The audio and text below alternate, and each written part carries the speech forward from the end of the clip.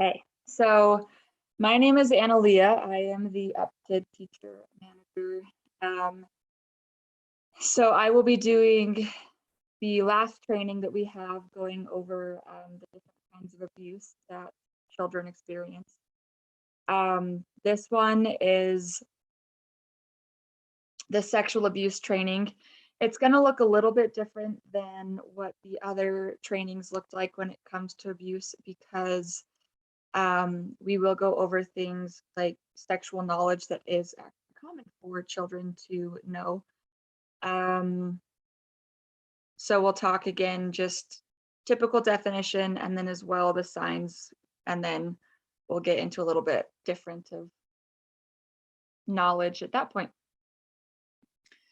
So heading into sexual abuse, the definition that I found is sexual abuse, also referred to as molestation, is abusive sexual behavior by one person upon another. It is often perpetrated using force or by taking advantage of another. The term also covers any behavior by an adult or older adolescent towards a child to stimulate any of the involved sexually. So something that I think a lot of people tend to gloss over when it comes to sexual abuse is that it's not always adults. Sometimes it is older siblings, older cousins, older neighbors, but it can be other young adults, not necessarily just adults that are sexually abusing these kids. Getting into the signs of sexual abuse, before I go into the list that I have, are there any that you guys are aware of that you would like to bring to light?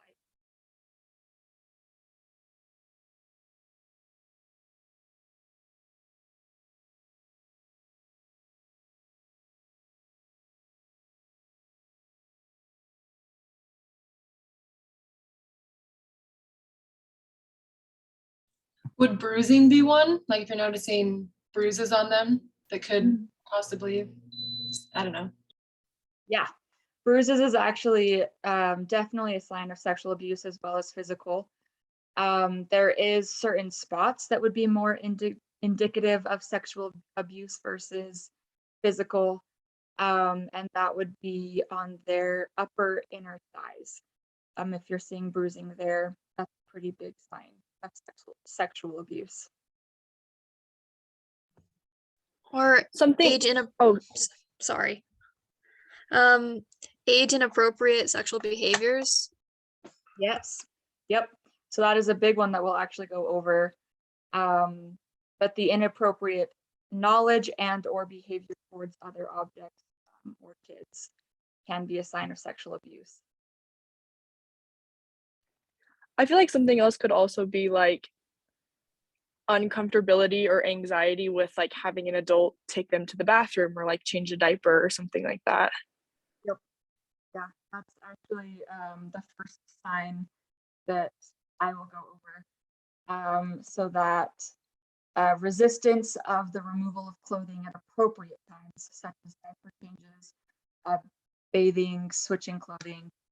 We shouldn't ever be bathing these children, but yes, if they are expressing that uncomfortable emotions or feelings, they swat your hands away, they try to pull their pants back up as you're trying to pull them down, different things like that when it's at an appropriate time, such as a diaper change or changing them from their day clothing to a bathing suit. That is a really big sign of sexual abuse. Other signs that you guys know of before I get into the rest of my list?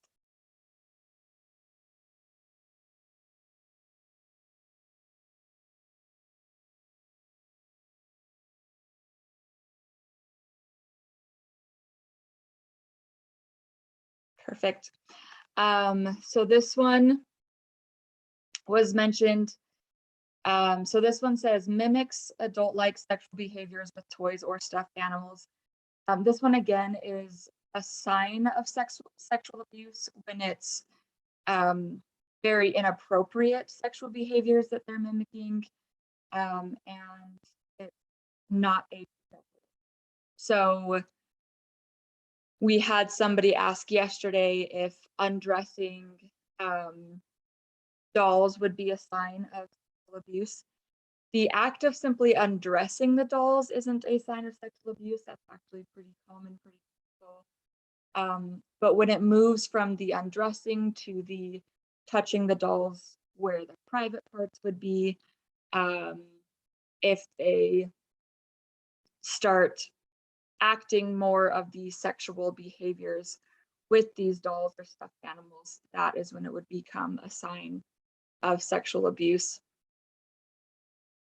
This one was mentioned, but the bruising on the inside of the thighs, typically this will again be up towards the top of their thigh, very close to the penis or vagina area. This is a very big red flag. If you see bruising there, that to me would be a very big indication and sign that this child is experiencing sexual abuse. And especially if this bruising is paired with them resisting the removing of clothing, huge red flag, huge sign that this child is experiencing sexual abuse. Bruises other places are typically more signs of your physical abuse, but because sexual abuse typically is done by force, it can be a sign. Like if there were fingerprint marks on their arm or something, that can, again, while it's more likely the physical abuse, it could also be an indicator of this sexual abuse as well. Another sign is if the child experiences sudden unusual mood swings, such as they go from being totally happy, totally fine, to extremely sad, or angry. If they become extremely fearful all of a sudden, it can kind of seem bipolar in the sense of it's very sudden onset of these mood swings. That can be a sign of a lot of different types of abuse, but it is also a sign of sexual abuse. So this one you typically see more in your older kids, but your wetting and soiling accidents unrelated to toilet training. So typically with children who are still in diapers or who are potty training, it's pretty common for them to have accidents, to go potty in their pants. So this one becomes more of a sign when you have a child that has been potty trained, and all of a sudden they start experiencing accidents. That one, again, so is a sign, but more so for your older children. And then the last one we'll talk about is they tend to think of themselves or their body as repulsive, dirty, or bad. This comes out a lot in the negative self-talk. They'll say things such as, you don't want to be my friend because I'm dirty, or different things like that. Again, that negative self-talk, specifically when it comes to their body being repulsive or bad. That can be a pretty big sexual abuse sign. And then this last thing says, any sexual language or knowledge that isn't normal for the age of the child. And this is where we'll get into a little bit of a different structure than what we've done in the other abuse sections, but there is sexual language and sexual knowledge that is normal for kids to have, especially as we are teaching them about their bodies. Their parents are potty training them, we're potty training.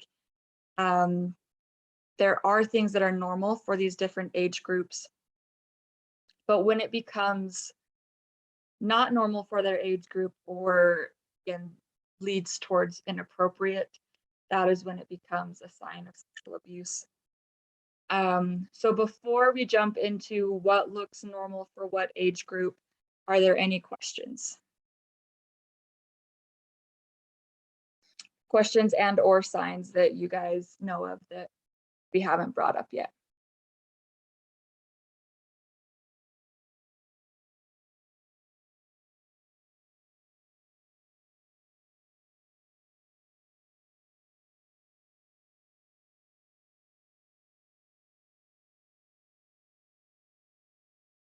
Perfect. So when it comes to talking about normal child behaviors, I've broken them up into 3 different age groups. So the first one that we will talk about is ages 3 and under. For this age group, normal sexual knowledge and language is exploring and touching body parts on themselves, both in public and private. A lot of the times you'll see these 2 and 3-year-old, especially boys, with their hands down their pants as they're running around. That's very common, very normal at this age. Also showing their private parts to other adults or kids, pointing them out on other people. That's also very normal and common on this age, in this age group. Same with removing their clothing and wanting to be naked all the time. All 3 of these things, it's typically just because they find clothing uncomfortable. And again, we are starting to teach them about their bodies, and they are very curious and they're soaking up a lot of knowledge that as we're talking about where our eyes and our ears are, they're going to also ask their moms what their breasts are, and they point at men's body parts and ask them what those are. So it's very common at this age to have that knowledge and to ask those questions. Same thing about asking questions about bodily functions. This age group is typically when you start hearing the "where do babies come from" question. Very normal, very common. So these are all okay things to be talking about and doing at this age group. Something that I do want to bring up is just because these are normal behaviors does not mean that they are appropriate for daycare time. And we can explain that to these kids. So just because it is normal for them to start exploring and touching their private parts, again, we can tell them that's not appropriate. Let's keep our hands out of our pants. So while it's normal, we are supposed to as well teach them the appropriate time and ways to do those things. So clothing, we have to wear clothing at daycare. If mom says it's okay not to wear clothes at home, then you can do that at home. But at daycare, we have to wear clothes. So moving on to our older age group, we have ages 4 to 6. This one, they are purposely touching their private parts, sometimes in the presence of others. They're moving more towards doing this so in private though. But this is normal behavior. This one is typically the age group as well that they'll attempt to see others while they are naked or undressing. Typically will happen during potty time. So again, while it is normal, this is very inappropriate to do during daycare. So we need to be making sure that we are teaching these kids that that's inappropriate, not okay to be doing. This age group also starts to mimic dating behavior, such as calling each other boyfriend or girlfriend, holding hands, kissing, different things like that. If they have aunts or uncles that are getting married, they'll try to play husband and wife with weddings. These are all normal behaviors because this is what they're seeing the adults in their life do. So again, while we don't have to allow this at daycare, it is normal behavior for this age group. And then this one also tying in with the first one, exploring private parts with children their age. Not appropriate again, they shouldn't be doing that, but it is normal for them to be expressing and curious about that at this age. Mostly because again, we're teaching them that girls and boys' bodies are different and they are potty training at this age. So it's important things to know, and they're curious because of the things that they're learning, but again, don't have to allow it to happen at daycare. And then that last one also ties into that. They'll start talking more about private parts and experimenting with related vocabulary. Again, because we're teaching them what their body parts are. They will experiment with that vocabulary, especially as they're hearing it at home as well. So our last age group that we'll talk about is our 7 to 12-year-olds. We typically won't work with kids that are older than 12. But your 7 to 12-year-olds, they are starting to explore and touch their private parts in private. This one we probably won't really be aware of, because it doesn't happen at daycare. This is more on the parents to figure out and handle, but that is normal behavior. They will start to play games with children their age that involve sexual behavior, such as truth or dare, playing family. Spin the bottle is a very common one that these kids will start playing. So again, while it's normal, you don't have to allow it to be happening at daycare. And then they will start to seek or look at pictures of naked people. This age group also wants a lot more privacy. And then the beginnings of sexual attraction or interest in peers starts to show up. So their crushes, thinking that Tommy is cute, chasing them around, those behaviors starts to happen and show up at your 7 to 12 years old. So going back to the signs of sexual abuse, the red flags, we'll talk about red flags on our next slide. So these are all normal for these age groups. But things that make these normal behaviors not normal is what we call red flags, and that's where it's moving to more kinds of sexual abuse. I also lied. Our next slide is actually how these normal behaviors will show up in play. So that first, before it moves into red flags, normal behavior and they're experimenting with their sexual knowledge typically occurs between children who typically play together and occurs between children of the same age and size. So if Tommy and Susie have been best friends since they were really little, they will probably be the ones that start to play boyfriend and girlfriend together. They'll be the ones that start to hug more or try to kiss as they're getting into that normal knowledge. It's not normal play when it starts to happen between an older kid, like a significantly older, like a 6-year-old and a 3-year-old, or a 12-year-old and a 4-year-old. That isn't your normal play that you will need to be more aware of as a sign of sexual abuse. And then again, it's normal play if it's very infrequent and voluntary. So Tommy and Susie might play boyfriend and girlfriend one day, and it's their thing that whole day. It's the only thing they want to do. But then they stop playing it for a few days. They're more interested in something else. But it's also, they both want to play it. Susie might suggest it, but Tommy's okay. He's allowing Susie to hold his hand. It's very consensual in that way of the knowledge these kids have. And then the last one that we'll talk about is this normal play is very easily diverted with different stuff. Again, I've mentioned a lot that just because some of this is normal doesn't mean that we have to allow it at daycare. So if they are trying to kiss each other at daycare, we can say, hey, we don't play like that at daycare. We don't kiss each other at daycare.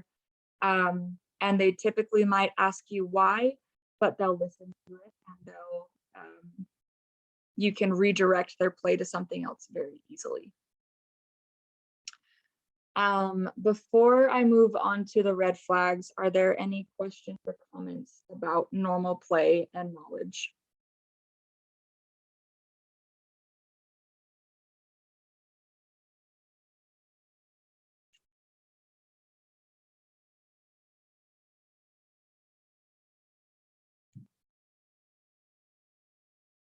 Perfect. So Sadie said, what would you say if they ask why? Typically the age group that's going to ask you why, your 3 and 4-year-olds that are asking you why to everything. So if in that situation they were holding hands and you were to say, hey, Susie and Tommy, let's actually not hold hands anymore. We don't hold hands at daycare. If Susie was to look at you and say why, simply saying something like, well, it's not really appropriate at daycare, or Tommy might not want you to be holding his hand, or just we can play something else. You don't even have to necessarily explain exactly why they're not allowed to be doing the action, as much as just, well, it might be better if we're playing something else. They're very easily redirected to a different play. If your older kids are asking you why, it's actually easier to explain because they have more knowledge. So saying like, well, I don't know what your parents' rules are with holding hands, but at daycare, it's not acceptable behavior. It's something that we shy away from because holding hands is a hard one because that one's really not all that much of a problem unless the other child does have difficulty with it. But if it was kissing, you could say things like, you're too young to be doing that at daycare, and it's not something we allow at daycare. Even just saying that it's a rule that the daycare has, that would be a very good why reason, versus just, well, because I said so. But again, they're very easily diverted if it's not a red flag. Other questions or comments?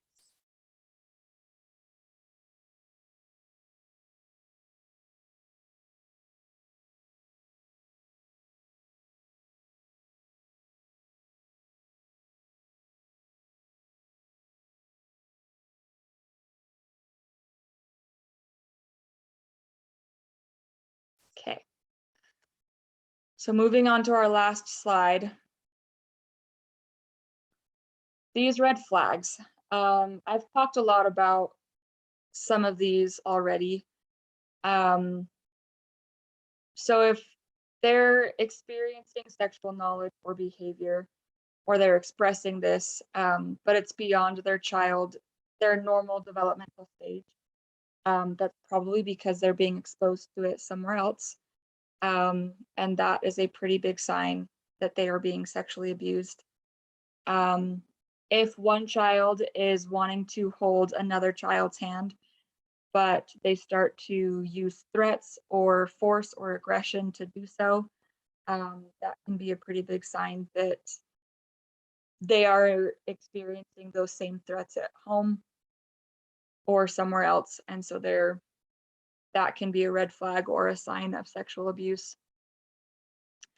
I talked about this one already, but it's between children of different ages or abilities. So again, for example, a 12-year-old playing doctor with a 4-year-old, or a 12-year-old wanting to play mom and dad with a younger kid. That can be a pretty big sign that the 12-year-old is experiencing sexual abuse. And then if telling them that they are not allowed to do those things at daycare provokes strong emotional reactions such as anger or anxiety, instead of being easily diverted, that can be a pretty big red flag as well. Before I stop the recording, are there any last questions, comments, or concerns?